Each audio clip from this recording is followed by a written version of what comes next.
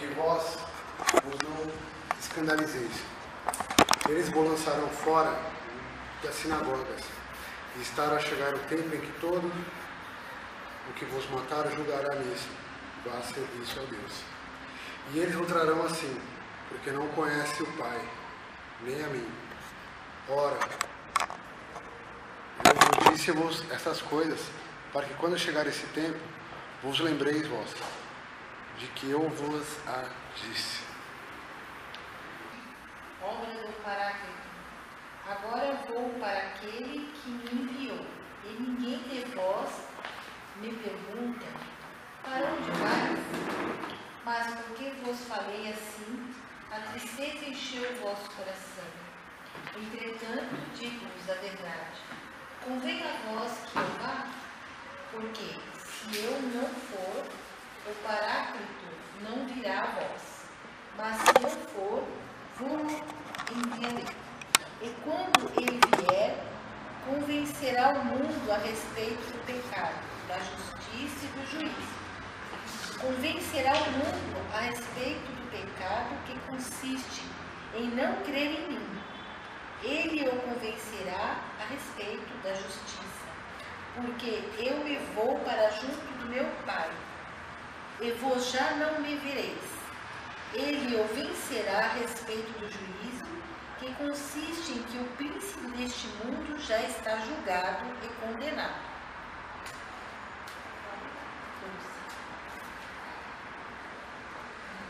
Eu tenho ainda muitas coisas que vós dizer, mas vós não as podeis suportar agora.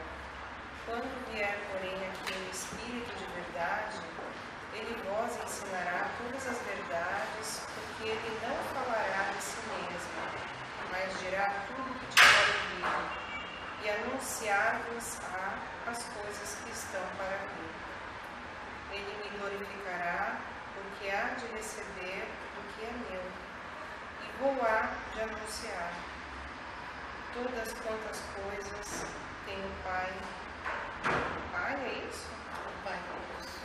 O Pai são minhas. Todas quantas coisas tem o Pai são minhas. Por isso é que eu vos disse que ele há de receber o que é meu, e vou há de anunciar. Um pouco, e já me não vereis, e outra vez um pouco, e ver-me-eis, porque vou para o Pai. Disseram então alguns de seus discípulos uns para os outros: quem vem a ser isto que ele nos diz?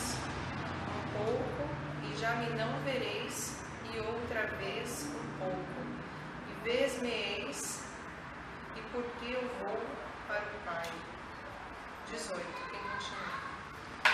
Diziam, pois, que quer dizer isto, um pouco, não sabemos o que diz. Conheceu por Jesus, queriam interrogar, e disse-lhes: indagais entre vós acerca disto que disse, um pouco e não me vereis, e outra vez um pouco ver-me-eis? Na verdade, vos digo que vós chorareis e vós lamentareis, e o mundo se alegrará. E vós estareis tristes, mas a vossa tristeza se converterá em alegria. A mulher, quando está para dar à luz, sente tristeza, porque é chegada a sua hora, mas depois de ter dado à luz, a criança já não lembra da aflição, pelo prazer de haver nascido um homem no mundo. 22. Assim também vós estáis agora na tristeza, mas eu vos verei de novo. O vosso coração então se alegrará, e essa alegria ninguém vos arrebatará. Assim, naquele dia, não me interrogareis mais sobre nada. Em verdade, eu vos digo: se pedirdes alguma coisa ao meu Pai em meu nome, ele vos-lo dará. Até agora nada pedistes em meu nome. Pedi e recebereis, de sorte que a vossa alegria será perfeita. Disse-vos isto por parábolas. Chega, porém, a hora em que vos não falarei mais por parábolas, mas abertamente vos falarei acerca do Pai. Naquele dia pedireis em meu nome, e não vos digo que eu rogarei por vós ao Pai, pois o mesmo Pai vos ama, visto que vós me amastes e crestes que saí de Deus. Saí do Pai e vim ao mundo, outra vez deixo o mundo e vou para o Pai. Disseram-lhe os seus discípulos: Eis que agora falas abertamente e não dizes parábola alguma. Agora conhecemos que sabes tudo e não hás mistério de que alguém te interrogue. Por isso cremos que saíste de Deus. Respondeu-lhes Jesus: Credes agora? Eis que vem a hora, e já é chegada, em que sereis dispersos, cada um para sua casa, e me deixareis só. Contudo, não estou só, porque o Pai está comigo. Estas coisas vos tenho dito para que tenhais paz em mim. No mundo passais por aflições, mas tende bom ânimo, eu venci o mundo. É isso, capítulo 16, né? É isso. Tipo, palavras... É mais complicado, né? Esse finalzinho são despedidas, né? São... Se fosse, ó... Você acha que são despedidas ou são promessas?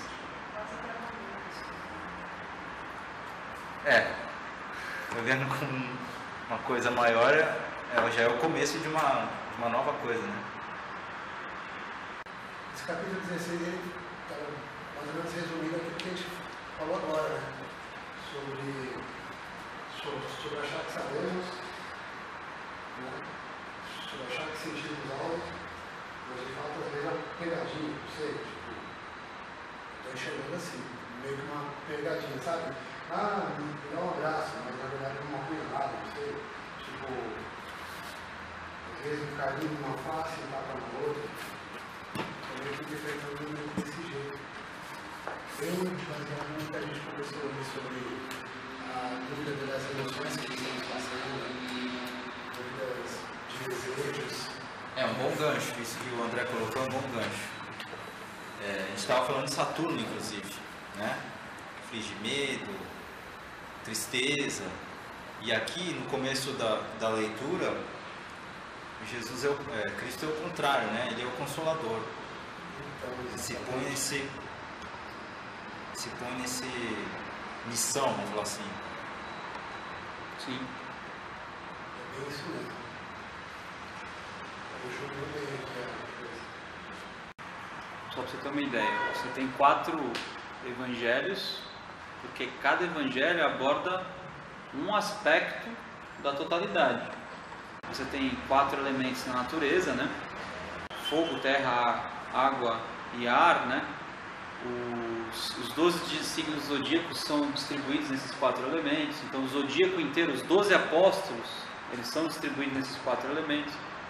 Só para você ter uma ideia, o tabernáculo do deserto, ele é um retângulo, mas o tabernáculo feito por Ezequiel é um quadrado, não um retângulo, mostrando o equilíbrio perfeito, que é justamente o corpo-alma. Quando você tem um quadrado perfeito, o que é o quadrado mágico? Qualquer caminho que você seguir no quadrado mágico, por ele ser equilibrado, o resultado vai ser o mesmo. Então, o Evangelho, para nós, que nós ainda estamos numa situação de refração, nós não conseguimos acessar essa totalidade. Nós precisamos enfocar um aspecto desse quadrado, para depois chegar na totalidade dele. Então, o próprio Evangelho, ele é 4 evangelhos por conta de 4 caminhos. Não tem nada a ver com 4 elementos, né? Tem tudo a ver com os 4 elementos. Tudo a ver? Tudo a ver com os 4 elementos. Cada evangelho representa um elemento. Um tipo de personalidade, um tipo de temperamento e um tipo de desenvolvimento. Água, fogo, terra e ar. O São Paulo, nas suas epístolas, no Evangelho, o Evangelho em si ele não é paulino. Não é só a partir do ponto de vista de São Paulo. Mas tem um jeito de olhar que é muito interessante, que é o que eu vou optar agora. Não é o único jeito de ver, mas eu vou propor a visão de São Paulo para tentar explicar esse capítulo aqui. Para São Paulo, você pode dividir o cristianismo em 3 partes. A primeira delas é a judia. E a segunda delas é o modo grego de ver o evangelho. Eu vou explicar. Os judeus, de modo geral, eles estão preocupados com milagres, realização de feitos milagrosos, porque Deus é todo poderoso. Deus fez o universo, e se Deus quiser, por Ele ser todo poderoso, Ele faz o que Ele quiser na natureza.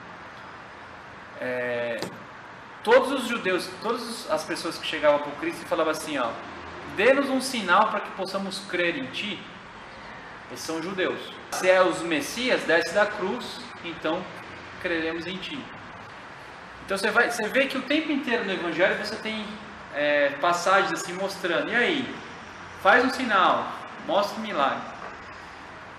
Essa passagem aqui, que o Cristo está falando, de tristeza, alegria, consolo, morte, porque daqui ele vai para o Getsemane, sofrer uma aflição absurda. A aflição é tamanha que ele sua sangue. Se Deus é todo poderoso,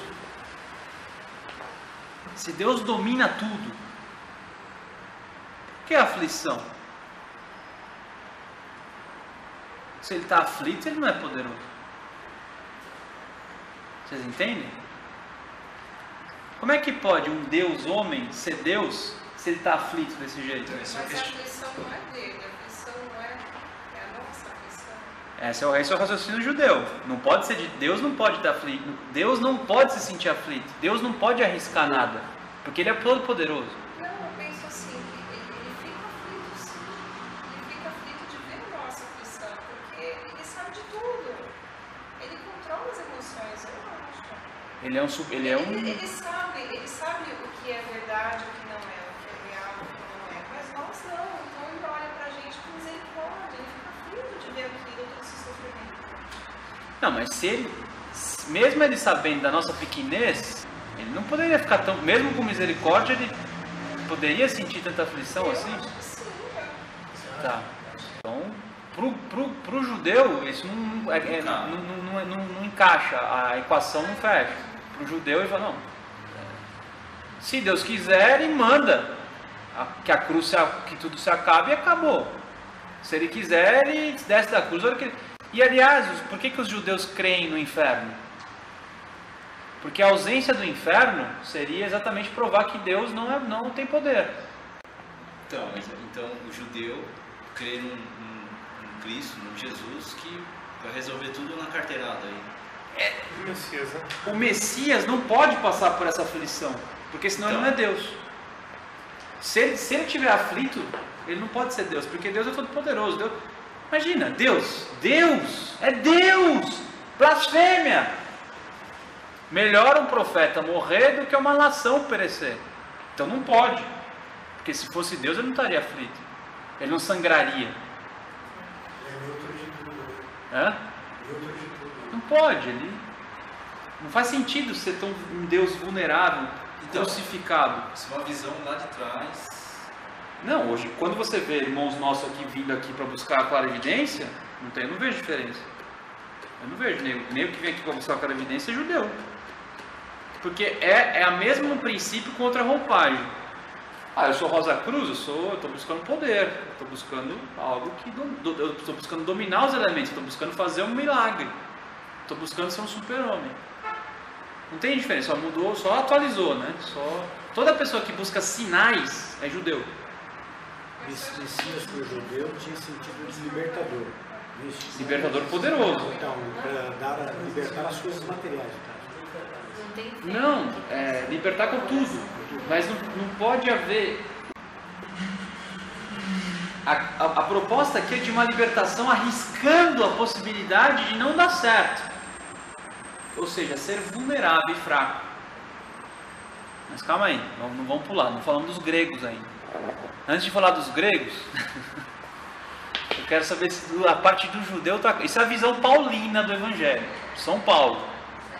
Santiago vê de outro jeito, São Pedro vê de outro jeito, cada um vai ver de um jeito. E nem todo mundo que está numa escola como a Rosa Cruz tem afinidade com esse jeito que eu estou falando. Mas é um jeito de ver, nós temos que ter uma postura filosófica, nós temos que entender a bagaça. São Paulo tinha uma visão judia? Não, São Paulo tinha a visão cristã, que é o terceiro aspecto. Ele via as três. Mas ele define bem as três. Então a judia é essa.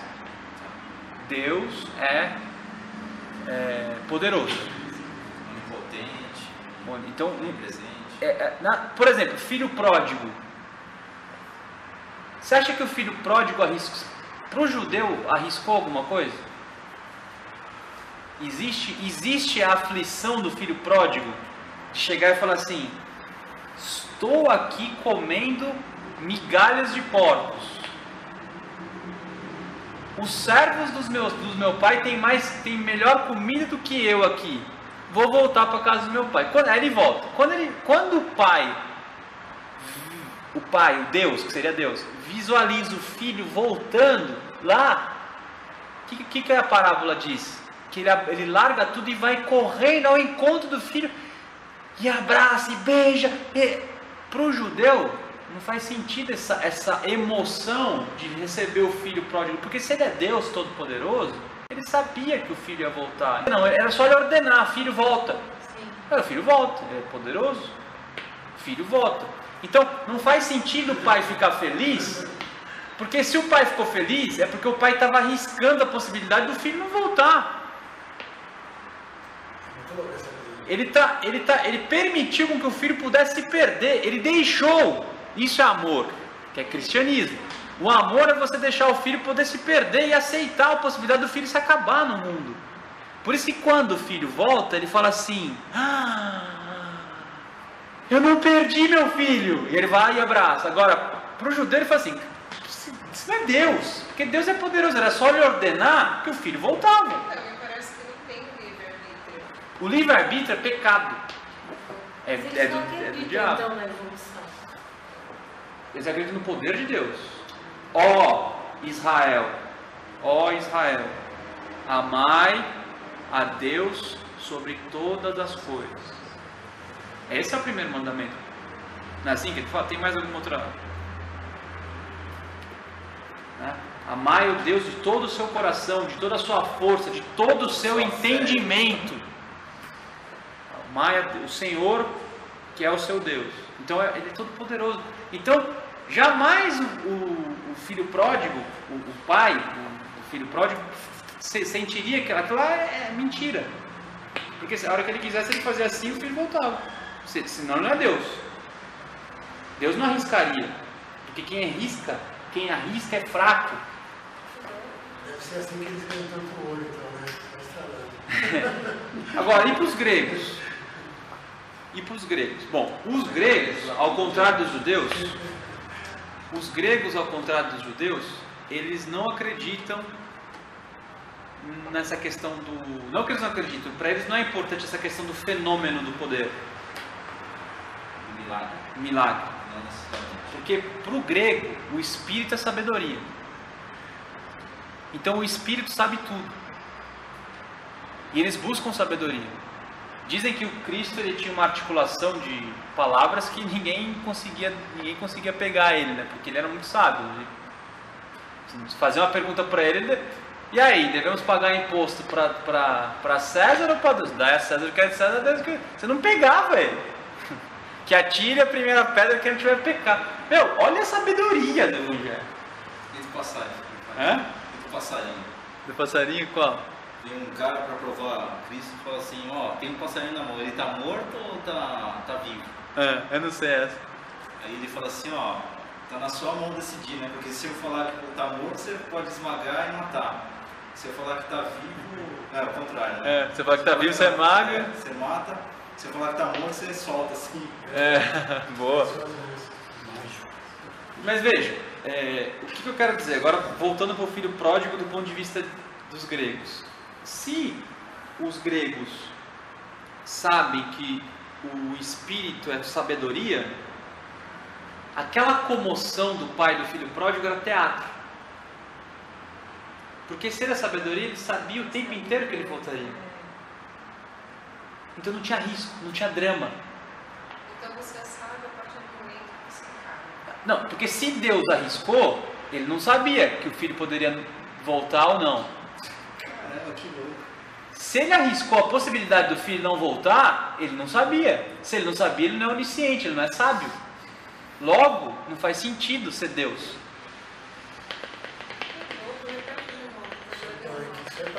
Ó, se Deus é sabedoria, ele sabia o tempo inteiro que o filho pródigo voltaria. Não é paradoxo nenhum, não tem paradoxo aí. O paradoxo é o cristianismo. O não cristianismo é o não paradoxo. Por exemplo, eu sou sábio, eu peguei meus bens e falei assim, vai lá filho, gasta lá. Aí o filho vai lá gastar. Eu sempre soube, porque se eu sou onisciente, onipresente, aí não precisa nem ser onipotente. Onipotente é mais os judeus, mas onipotente também. Se eu sou tudo isso, eu sempre soube que meu filho ia voltar. Porque eu sei, eu sou sabedoria. Como é que a sabedoria não concebeu a possibilidade e a certeza do filho voltar? É sabedoria. Então quando o filho voltou, despontou lá, aquela corrida em direção ao filho para, olha, você voltou, era teatro. Porque eu sempre soube que ele ia voltar. Porque eu sou sabedoria. Eu estava esperando, é questão de, deixa lá ele cumprir o destino dele.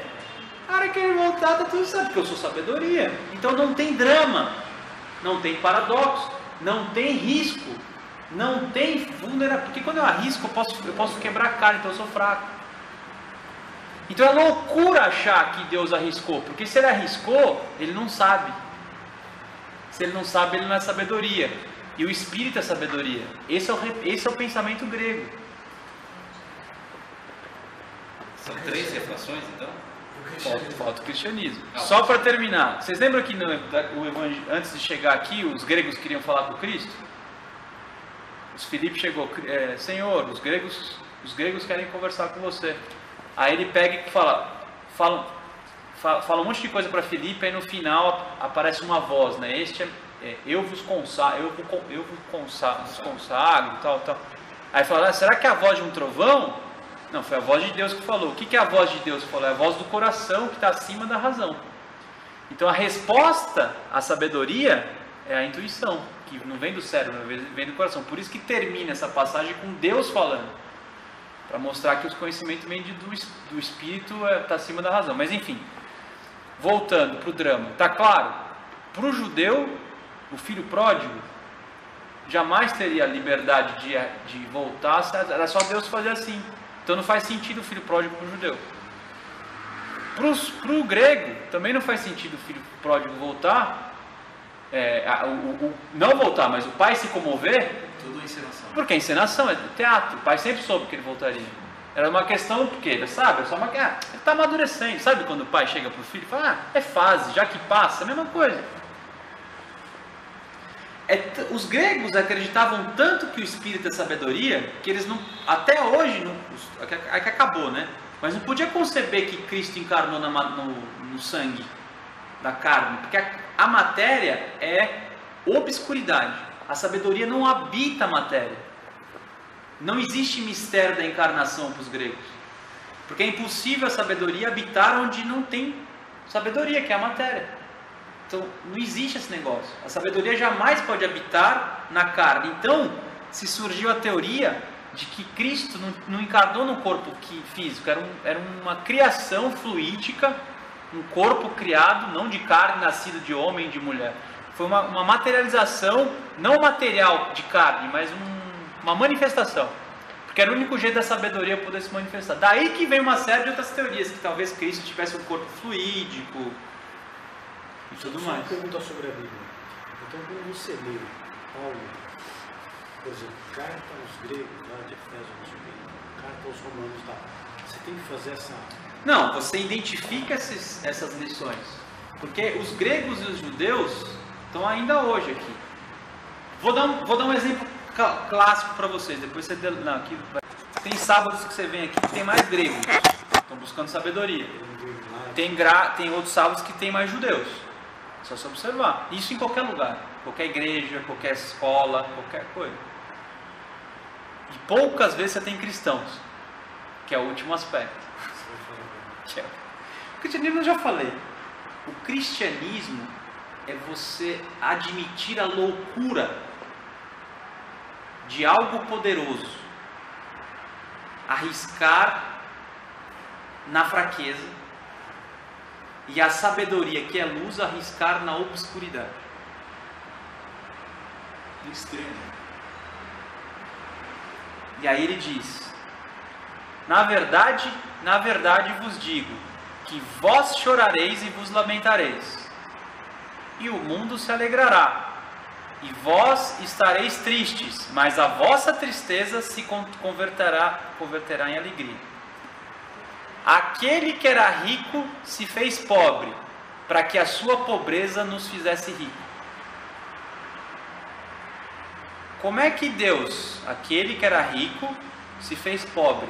Isso para o judeu não existe. Se Deus é rico, ele é rico. Se ele é poderoso, ele não pode se fazer pobre, não pode se fazer fraco. Para que... Se fizer... é mentira, é casca. E o grego, eu não posso arriscar, porque eu sempre soube que ia dar tudo certo. A pessoa que acredita na sabedoria, como espírito, tudo isso aqui é encenação. A encarnação é uma grande encenação. É questão de tempo. Logo vai passar esse estado, porque Deus já sabe que tudo vai dar certo. Agora, o mistério do cristianismo é a possibilidade de a gente colocar isso aqui a perder. De acabar com tudo. E mesmo assim, amar a possibilidade do outro acabar com tudo. Quer dizer, é para que o outro, mesmo sabendo que o outro vai acabar com o mundo, eu me mato por ele, para ele viver. E com a minha vida eu vivifico para ensiná-lo de dentro para fora a deixar de acabar com o mundo. Por isso a minha tristeza que eu sofro vai se converter em alegria para o outro. A minha morte se transforma em vida para o outro. Só o cristianismo aceita essa loucura. Por quê? Porque para o judeu, o cara que erra tem que pagar. Como é que o cara que erra, eu ainda me mato por ele? Só o insano faria isso. Você está errado, você tem que pagar. Não, você está errado, eu morro por você. Esse é o cristianismo. Essa é a loucura do cristianismo. E para o judeu, tudo isso é encenação. Para o grego. Tudo isso é sistema. O cristianismo é bem mais distante, né, cara? Bem mais humano. Por isso o cristão chora. Chora e chora e chora. Porque você chora. Porque é um drama. Por isso no Getsemane ele sua sangue. Agora, nesse momento de, vocês vão ver no mês que vem, nesse momento de aflição, os guardas chegam e falam: quem és Jesus? Ele levanta e diz: sou eu. Quando ele fala isso, todos os guardas caem por terra, assim, como se tivesse levado um murro. Quando ele fala eu sou eu, todo mundo cai, todo mundo vai para o chão. Por quê? Mas essa o judeu ia mostrar, né? Ele mostrou o poder, não foi? Mas antes de mostrar o poder, ele arriscou a possibilidade de ficar no inferno do Getsemane para sempre. Deus não teria por que passar por isso, ele é poderoso.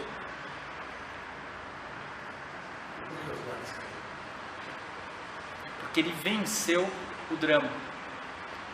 Ele venceu o inferno. Ele venceu o drama. E por isso que ele termina esse evangelho dizendo assim, ó: tende bom ânimo, eu venci o mundo.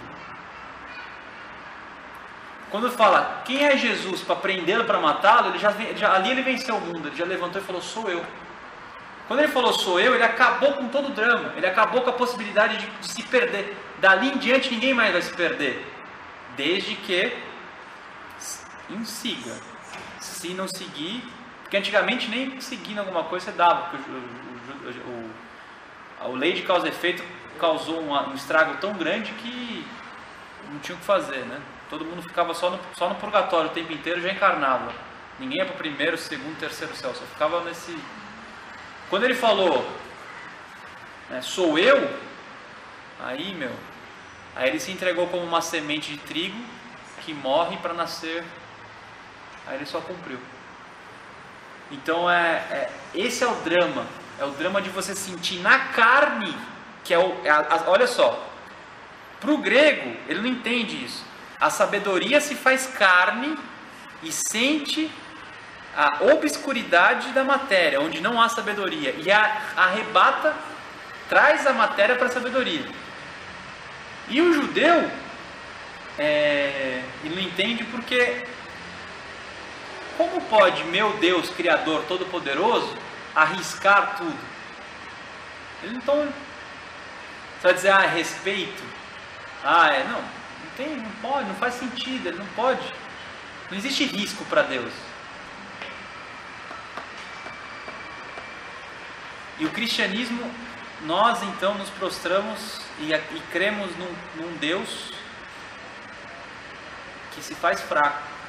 Se você é cristão e não vê Cristo como fraco, fraco não porque ele é fraco, mas como se fazer pobre e fraco, para que na sua pobreza e na sua fraqueza nos faça rico e forte, você não entendeu o cristianismo.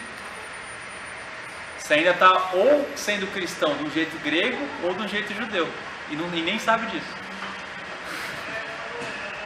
Por isso que quase ninguém sabe o que é amor, porque amor significa ser fraco, né? Fazer o que você acha loucura, fazer o que não faz sentido. Por exemplo, vou dar uma dica para nós aqui. Se nós fôssemos cristãos de verdade, não estaríamos aqui agora. Não viríamos aqui de sábado. Vocês sabem disso. A gente até pode falar assim, ajuda muita gente e tal. Ajuda. Mas será que a gente já não tem o suficiente para não ficar só na palestra?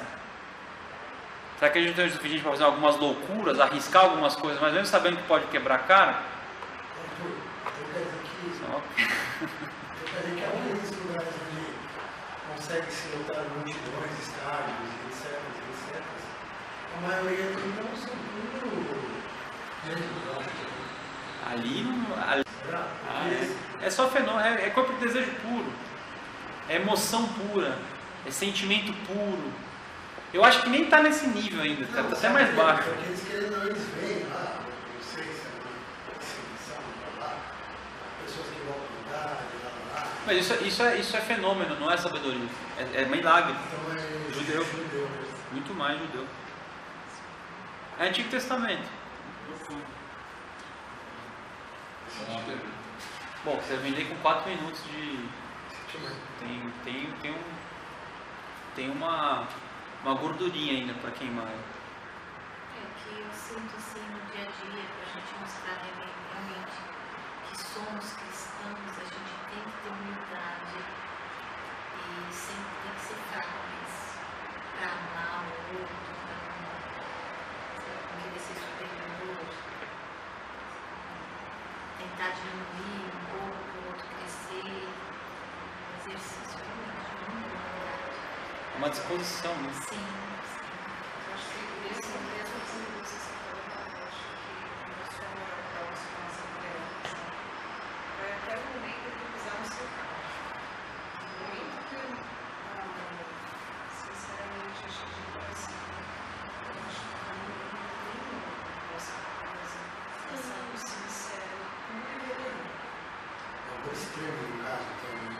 Não, para a grande maioria, mas tem muita gente aí que... Você já vê as pessoas à força, você já vê com quem se dá bem contigo, eu quero ver você se dá bem com as pessoas que, tá sempre ali, sabe, alfinetando, sabe, sempre, quero que você não esse ânimo cristão, sabe, de otimismo, de adolescência, fala por mim, sim. Então, essa é a prova, eu acho que Deus mostra sempre pra gente, você acha que você deu 3 passos pra frente, aí Deus fala, você deu 3 passos pra trás. Não, deixa eu só fazer uma correção psicológica nisso que você está falando, é bem importante. Você não deu passo para trás. Isso é importante, porque senão você acaba caindo numa armadilha muito complicada. O diabo fala 5.000 idiomas. E você pode estar caindo numa ideia do eu inferior que te joga mais para baixo do que se você estivesse vendo o mesmo fenômeno com uma perspectiva sem esse elemento aí que joga a gente para baixo, né? Deixa eu só explicar. A nomenclatura Rosacruz ou religiosa diz que quanto mais você se utiliza, mais você se dedica, mais tentações e mais lições aparecem, lições cada vez mais duras. Eu vou usar uma nomenclatura da psicologia, que é a mesma coisa. A psicologia diz que só é possível você se conhecer à medida que você vai vivenciando diferentes contextos, diferentes condições. Então, por exemplo, eu estava numa sessão de terapia, eu como paciente, e a minha psicóloga na minha frente. E eu estava numa semana boa, num mês bom, aí teve um acontecimento na minha casa que eu nunca tinha vivido. Eu nunca tinha experimentado uma situação que aconteceu. E aquilo mexeu comigo de um jeito que eu fiquei bastante assustado, mas ao mesmo tempo muito curioso. E aí eu levei na sessão, né, para discutir com a psicóloga. E ela virou para minha cara e falou assim: nossa, vamos trabalhar no que apareceu. Ela falou essa palavra, e aí ela começou a trabalhar. Mas olha, vocês entenderam? Vamos trabalhar no que apareceu. Por que apareceu uma coisa nova? Porque eu fui colocado numa situação nova que eu não conhecia. E aí eu tive uma reação, aquilo reverberou em mim, uma possibilidade de eu me aprofundar em mim mesmo e conhecer mais de mim e ali tirar mais poder anímico, mais crescimento, mais desenvolvimento. Só que isso não foi, eu estou falando bonitinho, mas é cacetada. E eu reagi de um jeito irritado, nervoso, chutei, xinguei, briguei. Só que eu poderia dizer assim, dei um passo para frente e dei 5 para trás. Ferrei com tudo. E não ferrei com tudo. Eu aprendi com tudo. Cresci com tudo. Não, eu não enxergo como assim, ferrei com tudo. Então, às vezes a gente acha que ilusão. Isso, exatamente. Aí parece que vem algo, você acha que você já subiu, você já passou do nosso caso, então continua nesse meio. Isso. Não. Então, mas aí que tá. Eu acho que, só para aproveitar o seu exemplo, mas não precisa ser para a Priscila, pode ser para... Porque muitas pessoas passam por isso. O problema é a expectativa de ter aprendido. A gente tem que parar de ter a ideia de que já aprendemos. Não aprendemos nada. Que aí vem na questão da humildade que vocês duas vezes falaram. A gente não aprendeu nada. Ah, mas tem lição que eu já sei. Não sei, vou falar uma coisa para vocês. Eu me considero uma pessoa que jamais vai ser tentado nessa vida de comer carne. Por quê? Porque desde o primeiro dia que eu li, que eu falei não vou mais comer, eu fechei o livro e nunca mais pus na boca. Então é loucura para mim pensar em que eu vou comer carne. Mas até nesse ponto que para mim não tem nenhum... Eu não sei. Eu não posso afirmar que eu nunca mais vou comer carne. Não sei. Se eu afirmar, eu caí. Mas não é você afirmar. É quando a prova não... É aí que está. Na realidade, você não tem mais aquele sentimento. Você acha, não é legal, acho que já passei para a próxima etapa. Aí a vida diz que você não passou para a próxima etapa. Na realidade, quando você se depara com a situação novamente, pode passar por 2, 3 anos, meses. É algo que você ainda tem que trabalhar internamente, continuar trabalhando. Sim. Mas é a escola da vida, né? Perfeito. Quando Então, você pensa só que tá bom, do vem a ponto de prova. vista... Então, aonde estava o erro aí? Não achar que é repetição? Não achar que tá muito bem, que tá bom. Foi a lição ou foi a lição de ter passado a vida, que era onde deveria estar a consciência? Ou foi... Qual foi o erro? A conclusão de já ter... já passei essa fase. Essa que é, já passei, parei de comer carne, já... Aprendi. Essa é que é a tentação. Comer carne, só porque é físico não faço, né? Não desequilibro mais. Não me apaixono mais, não tenho mais queda nenhuma. Casei, não tenho mais queda nenhuma. Eu estou imune a mulheres. Aí de repente eu começo. Aí de repente eu mudo de trabalho, encontro uma moça, eu mudo de Passar algum lugar. 2, 3, 4. Faz 2 meses, nossa, tô apaixonado por essa menina, tô casado. E aí? Eu achei que eu já estivesse acima dessa paixão. Pois é. Você sabe o que o padre falou pra mim, pra mim e pra Bruna, quando a gente casou, antes de casar? Que na igreja católica você faz um curso de noivo, né? Depois, aí ele falou assim, quantos anos vocês têm? Eu tinha acabado de fazer 28. E a Bruna tinha 26. Eles olharam pra mim, o padre Beneditino olhou pra nossa cara assim e falou assim, talvez vocês ainda tenham algumas paixões pela frente, né? Eu saí puto da igreja.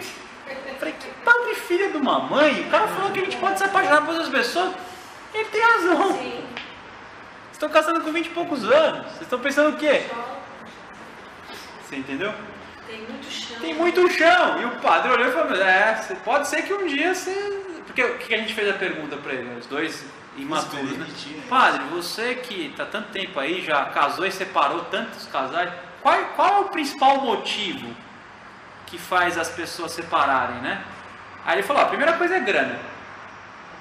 Começou a ficar ruim de grana, a galera separa.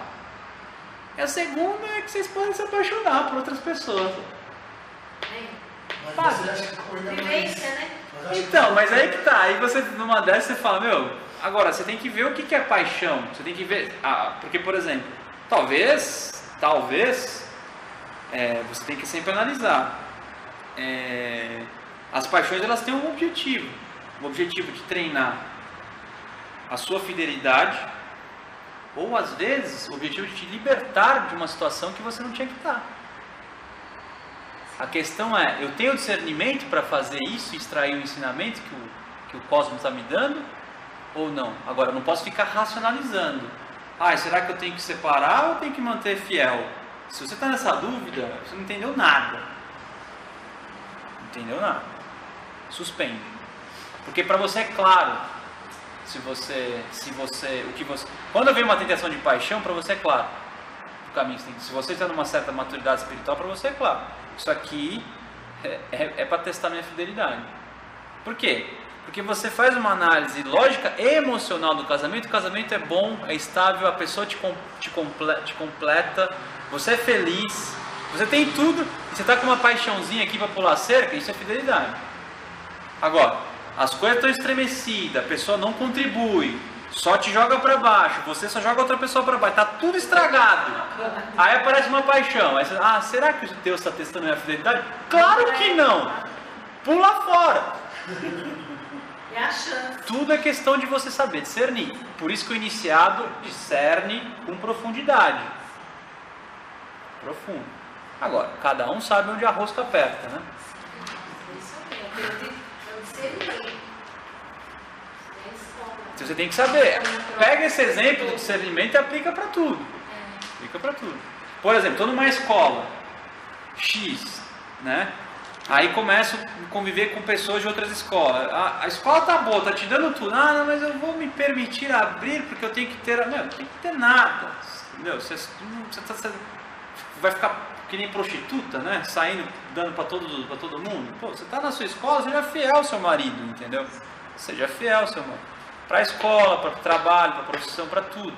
Agora, tem vezes que é preciso mudar de escola mesmo.